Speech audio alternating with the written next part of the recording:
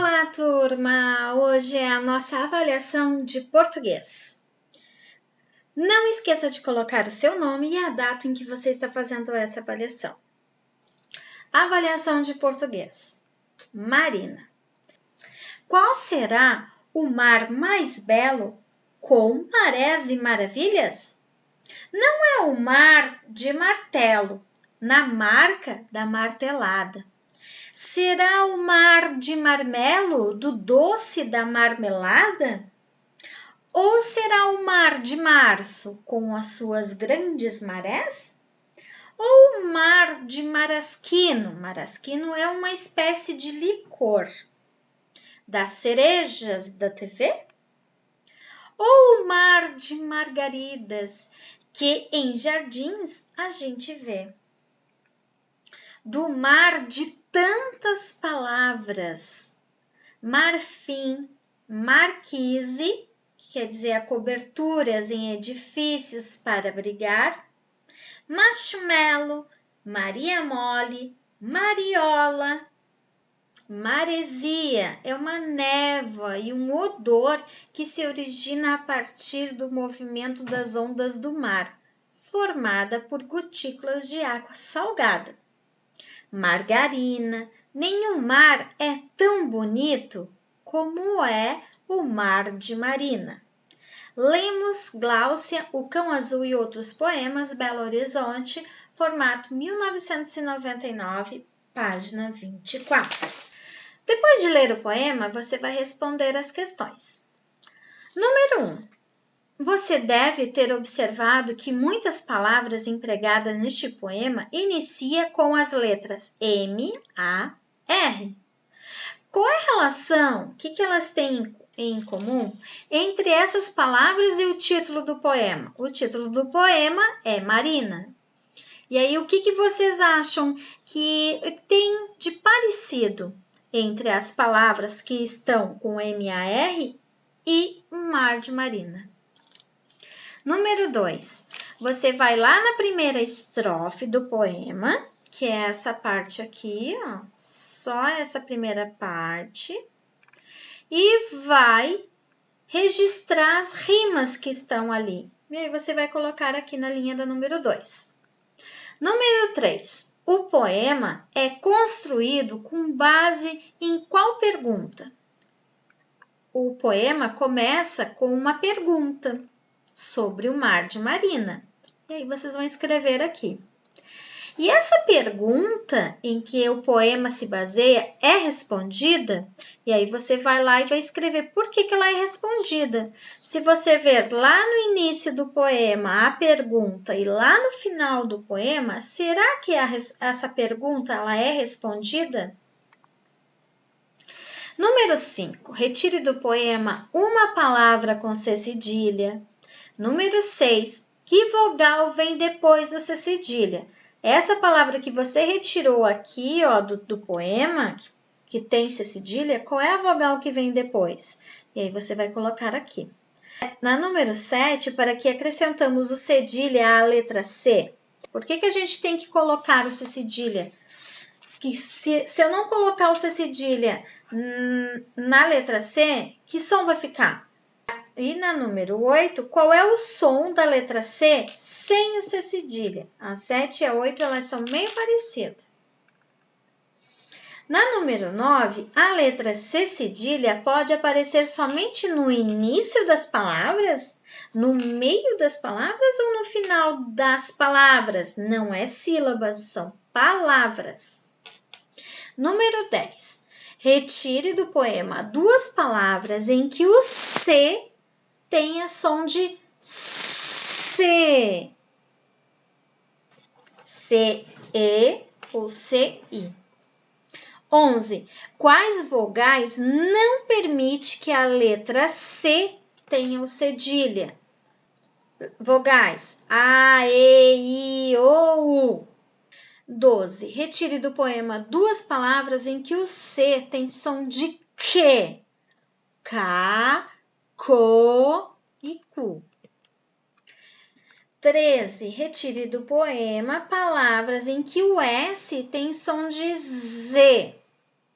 Retire do poema 2 palavras em que o S tenha som de S.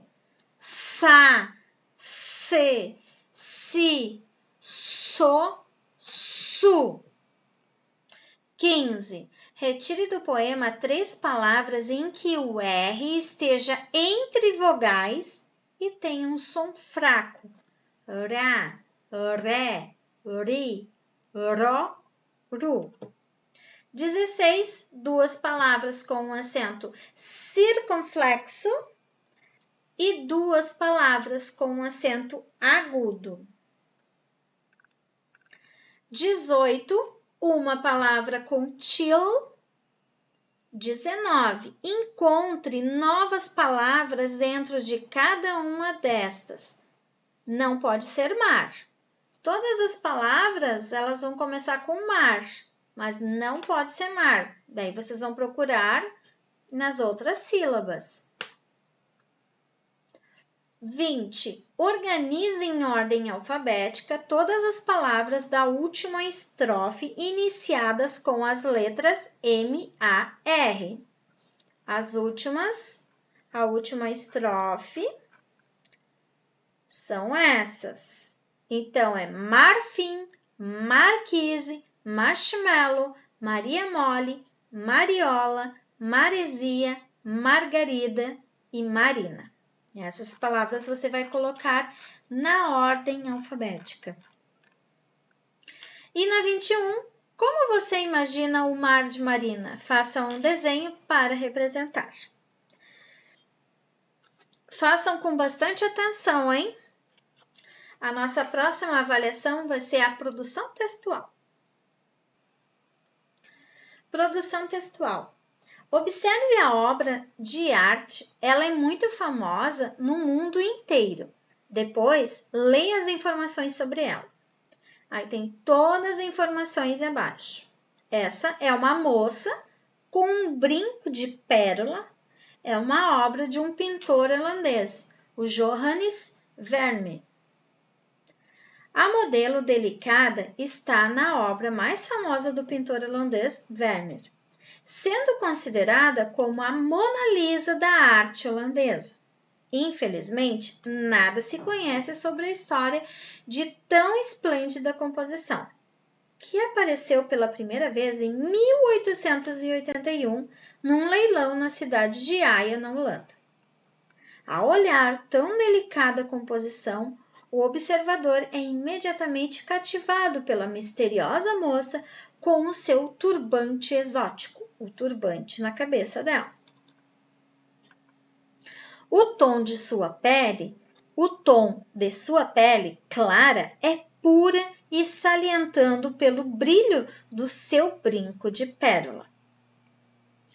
É interessante saber que o turbante de Vermeer usa em sua modelo não encontra similar na pintura europeia, pois no século XVII, uma garota holandesa dificilmente seria vista usando um turbante na sua cabeça. Por isso, os estudiosos do assunto creem que o pintor encontrou sua inspiração na pintura de Michael Sweens, um menino em um turbante, pintado cerca de 10 anos antes da moça com um brinco de pérolas. O Vermeer pintou a parte azul do turbante da moça com ultramarino, natural pigmento mais valioso do que o ouro. À época, feito de lápis lazuli esmagado, que os contemporâneos do pintor dificilmente usavam, em razão de seu preço exorbitante, era um preço muito alto. Mesmo na época em que sua situação econômica era extremamente precária, o Vermeer continuou fazendo uso do tal pigmento, da tal tinta, do lápis, em suas pinturas, resultando num azul maravilhoso. É o azul do turbante dela, um azul meio brilhante. Depois de conhecer um pouco sobre a história da moça com um brinco de pérola, você vai criar uma história em que ela seja personagem. Crie um nome para ela e também explique como ela conseguiu o brinco de pérolas.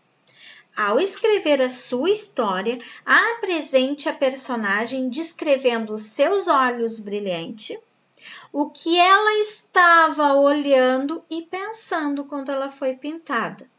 De onde veio o turbante de cor tão especial que ela carrega na cabeça?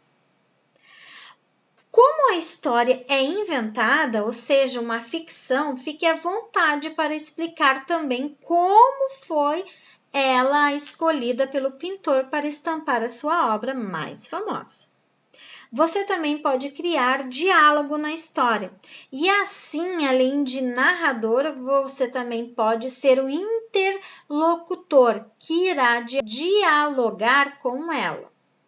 Se quiser abrir espaço para o pintor participar da história, fique à vontade.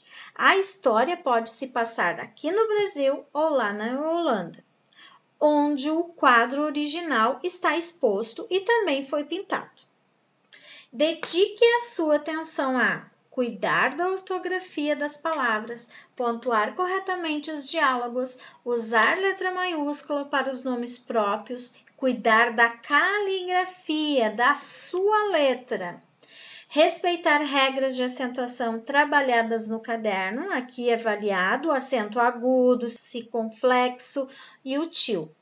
Usar adjetivo para descrever a moça retratada na pintura. Se a moça é bonita, se a moça é atenta, se ela é meiga, se ela é dedicada, se ela é delicada, se ela é alegre, se ela é dengosa. Enfim, os adjetivos devem ser adequados às características que serão dadas à sua personagem. E lembre-se de que a personagem é ela, mas a história é sua. Aqui está um espaço para você colocar o título. Primeiro você faz a sua história e depois você coloca o título, certo? E essas foram as 2 avaliações de hoje, de português e produção textual. Um grande abraço a todos vocês e até amanhã. Tchau, tchau!